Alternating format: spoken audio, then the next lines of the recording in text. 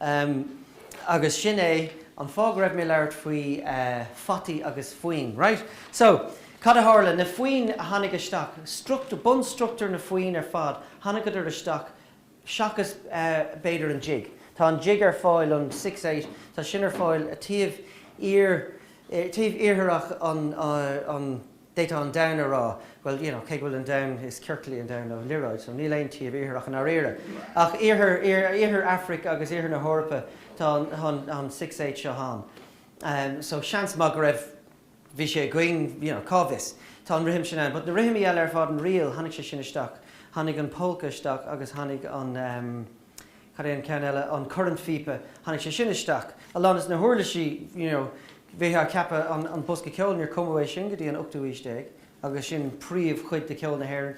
An fidal bhí sin cumtha sa 5 uaistéig sa nidal, mór chuid de ceol na hhéir. An piano, níor denú aon ceannachan le piano riamh, go dtí gur chuala nuair a bhí na daoine hall sa America, Michael Coleman agus a lehéid. Nuair bhí siad na tafad ceol, bhí ceol na hhéir níteach mór sa Trucadí Hall America, dúirt níor cead ag aon duine bháin gailech a bheith ar airnach a bheith ar cearnaín. Bhí ortha den éigen dúirt an ceart cum an caiisibh ceol a hionnachan ar taid den éigen as America bheith sein. So fuair siad na boogie-woogie players. Bhí siad na seint lo denmh boogie-woogie ar an piano. An gáin istó. Agus go tubann chuúla na daoine a dúna ngáil thus slígach agus é seo ceol a ghuine féin a seint ar na cearnaíní agus thusa siad a cópáil. Mar bhí piano an gacha le hala sa tír. So réna, sin cad standing piano. So déitar rá támuid na treis ísach de áil ar beag na chuile rud atá going. Ach an rud a rinnemer lo, ná dhéanamid ar rud féin lo. Chumud, chalamid ar gaige cuma, agus a cuma, agus a cuma, agus a cuma, agus ní smó ceol, ní smó Foinn. Rud céine leis na prátaí nó na Fataí. Níos d sé prátaí an seo na Fataí. Fataí, ach prátaí. But prátaí a bhí a go riamh ach tá this is kind of alliteration, right? Anyway, just in the door with the case of Fataí agus Foinn. So tá na Fataí tháinig siad isteach agus bhí mé an ar né in ócail áit a bhí Sir Walter Raleigh, bhí mé seint ceol chum son. Tháinig na sesin, né, tá daoine rá go raibh siad an seohád ribh ré, but tá an cháil ag Sir Walter Raleigh. Tháinig na Fataí isteach a hir ribh sin, níor bhéine á ithe. Daoine go gachsáid rud eile. Ach Sarawad bhí an túmhas saisna agsúla Fataí a going. Agus bhí an túmhas saisna agsúla Foinn a going idir plankstíos agus quadrilles agus scottishes agus mar sin ar fad. Túmhas ach an isis tá an damna gaiir sríanta agus níl a ceirasáis Fataí a going agus ceirasáis struchtúr ceol. So tá an rooster a going, tugamid an polka ar sin. Tá na Queens a going, tugamid an rial ar sin. Tá na Lord Edwards sin an hornpipe agus tá cadín ceann eile? Cadíd? Cairpings sin na pert na jigs. So sin atá going in ish, okay? So seo, now, bheith se rá gan na prátaí ní bheith na Foinn agus gan na Foinn ní bheith na prátaí, tá zero. Symbiotic relationship, which is sin going sa tanga go fóil. Tá bhí siad splach ar a chéile dar lumsa agus freisin, it más meaning to her is bun over bia as sin amach a bhí sna prátaí agus bun over ceol a bhí sna Foinn. Cé raibh cantarach ar siúil agus, you know, chuid eile, but más meaning to ar an shruk ceol nach meach daoine a canna, shruk ceol uirlaise. Yes, bun struchtúr, na bun struchtúr is seo ar fád a bhí going. So bhíon gá rud ag forbert lena chéile.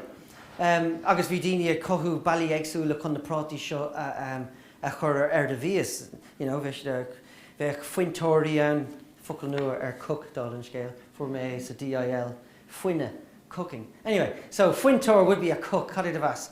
Socha gur bin as annig Fírinne, so níl staidir sin déint go. But anyway, so bheith na mhúinteoirí denmh rudí agsúla leis na Fataí sin na prátaí seo agus gachsáis bailach. So bhí mis smaoineh right then. So now, ní bhíon na daoine seo a bhí na gcuine ceol dúchasach, you know, cumlóg, chunas mar a hen siad práta. So bhí mé ceapa right, just chun sais másla beag nó maga a dhéanamh den sais túram sríanta seo atá ag daoine faoi ceol gailech, hasíú mé seo dhéanamh. So tusáid mé agus seine mé rein ceoldaíomh go gíisibh catá árágam. Oh yeah, tá ní smó, seo é an cuid eile. Now, ní féidir Fataí a ithe ábh. Tuigh sin caiisih cócra, caiisih próséis éigen é hárlú. Mar bailachéin ní féad le breanúir sra nótiagus tá ceol sin, éiste sin, sin hínta. Caiid in éigen iad a cheint, so tá próséis áthe sa dá rud. Caiid na hainacha na ní bhacha. Nuair a scríonn tú an stuff seo. Bhíonn sé ionteach. Abráid mé é mar seo. Luas osí tú árá ní sé cíal. Anyway, so, but le mé an cuid seo, anyway. Cadíd na míosanna tá cosúla chéile, right, now. So an fata brite, okay, beagáín beag ime. Itar é ina umlán an chracan leis, an cheoltóir éonaach ag sin fonn agus bug. Uim na cosa á thionlachan. Cé sin is. Cé bheith an son mastú. So go dusín sean sais rud nach dusáise, usual. Go on. Ober. Nes ní nach chuid chun ober má fear. Okay. So sin an ceol bug, ceol éonaach. Agus bhí mé tuairt pure boiled tradder. Nis, nuair a britar an fata is stewach, tá sé ar nós an sesiún. Tá go cad é an stewach, sin an stew. Ní is go dánig an stew an focail gaige nó a bhairt, but anyway, tá an stewach ann mar focail. Agus, tá sé caiidánach. Cé gur féidir leis a bheith idir fíormhlasta agus sáachtas. Ní bhíonn agsúlacht rómhór ar an tura riamh ar traditional Irish stewsic. Agus tugad mé seo é traditional Irish stewsic.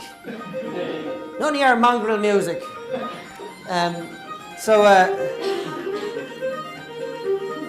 Yes. An duine ar domhain an chéad ceann eile. So cad é an duine ar domhain?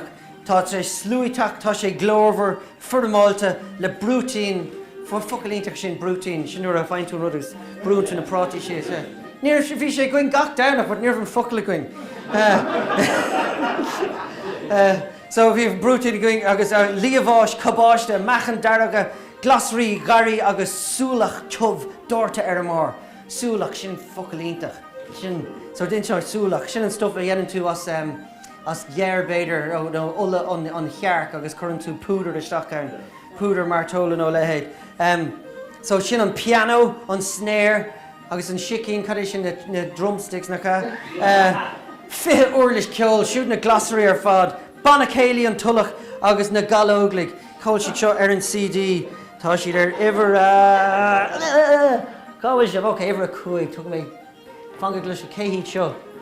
Now, shine, haidir bó húgah ó híd. Ok, seo híd. Hú! Stach! Maith! Stach! Scéil trasna! Bóchalí! So, Sunday gravy trad.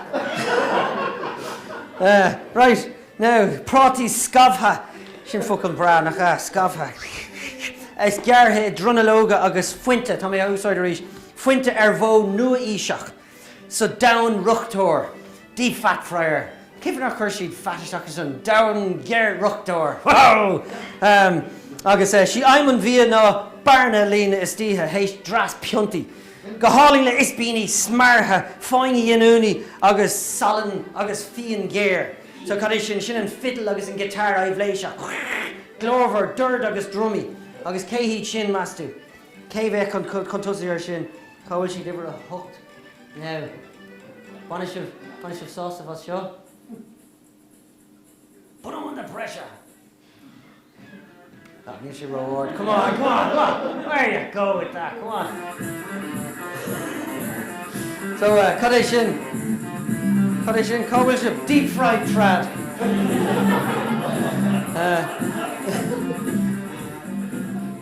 Now, show me for a second. So, céhíd na daoine eile. Now, so, seohan ísach na Gael fadó, dhéanadís sciléide, agus tá míad an muoine don éasóg, go míad muoine don éasóg conas é dhéanamh ar an dóigh céine blian iníag bliana. Ní bhlasin bhfuil féin de, dílan mu dus na trasóirí é. Well, actually, sin cultas canon trad. Now, Milléadar maidin, baxtí tróna is cuach milmheoir. Bhí bailin a gum mar focail is féile daoine oil ar an idirlína is sí just do chreite. Chuirteach focail bear le fáin tú gá bhíle focail gailge. Díntaach so chuirméisteach ní fiús go cad scríile cad é merle. Cad é rud a ólann siad na ríthe. Yeah, sin an milmheoir, but an rud as a dólann siad é. Cuach. Goblet, yeah, bhí bailin ann mar focail. Bailin, brilliant. Anyway, so milléadar maidin baxtí tróna cuach milmheoir chun cuidú leat chola. Tus ófar ar a márán, an sin barnaí ar a musca, tucad a lads isteach ar an tarna fáin agus críochnóid an tróna le maith ar a gláirseach. No, agus céhí sin, ifar a dó é. Seo hí.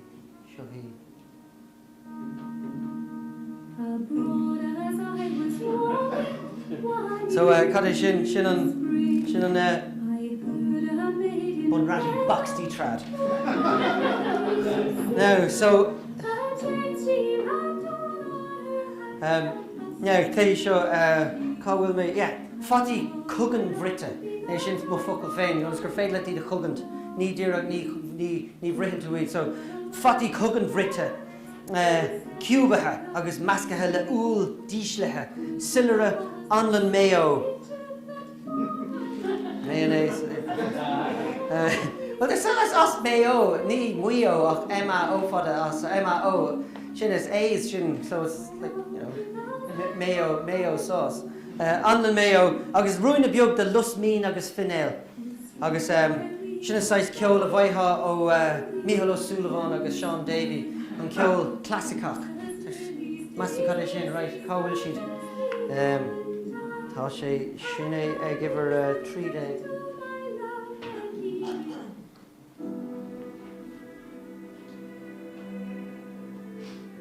Chuir chun ceol seo tú chuoine. Anyway, chuir mé sibh sé gáirí, so. Seo an traditional salad.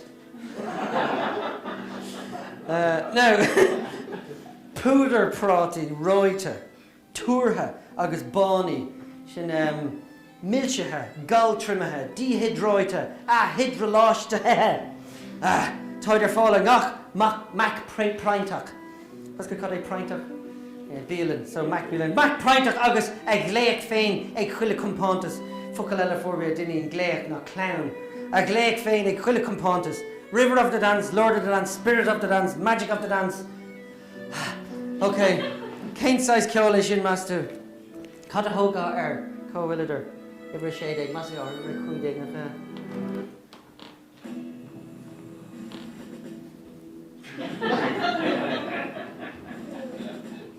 Make an Irish dancing sexy. Sinead, Mac trad. No.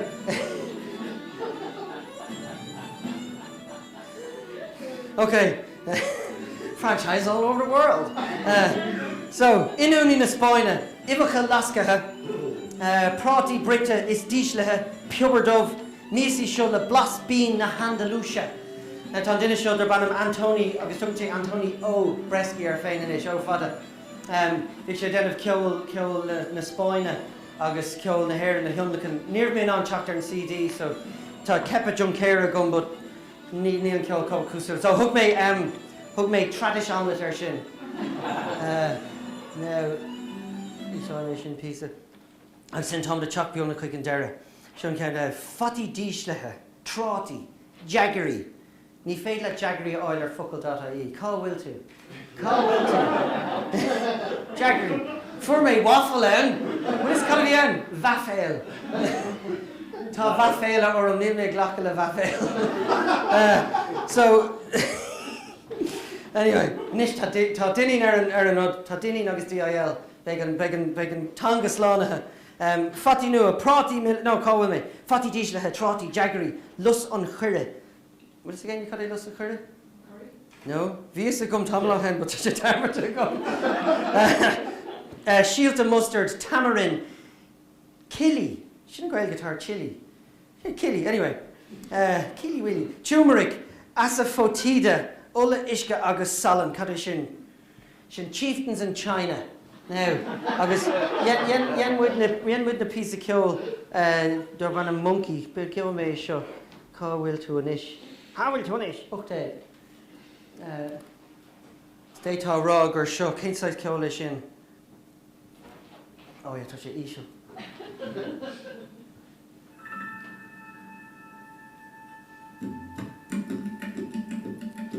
Sweet and sour trad.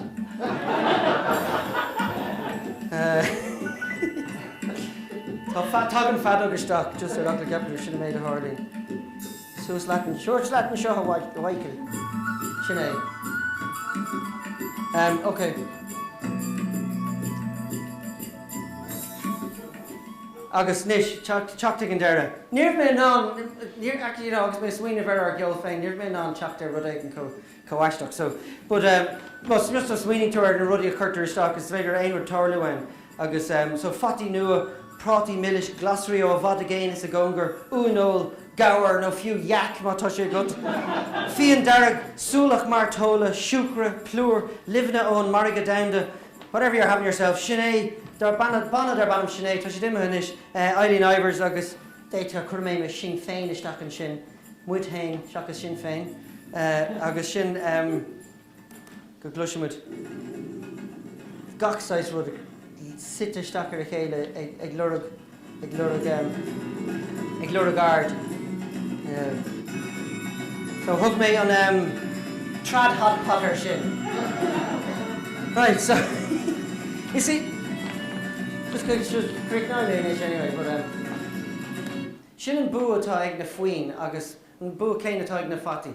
Is féidir fata a chuir isteach in ein míos. Is féidir ein blas a bhasca leis an fata. Agus tá fata fós ann. Ní hontíonn sé isteach a tráta. Ní hontíonn sé isteach a machchan darug nó machchan bán. Is fata é. Rud céine leis na Foinn. Có luas a chuireann tú tionlachan na fáin. Tá an fáin ann. You know, níl sé gimacht. Tá, you know, ní hontíonn sé isteach a ceoltóir an seapán, you know. I'm going to do sweet and sour trad. So, but agus a teach, just chun a rud a chríoch nú. Ní, seo hé, seo an tá mé casan scían inis, okay?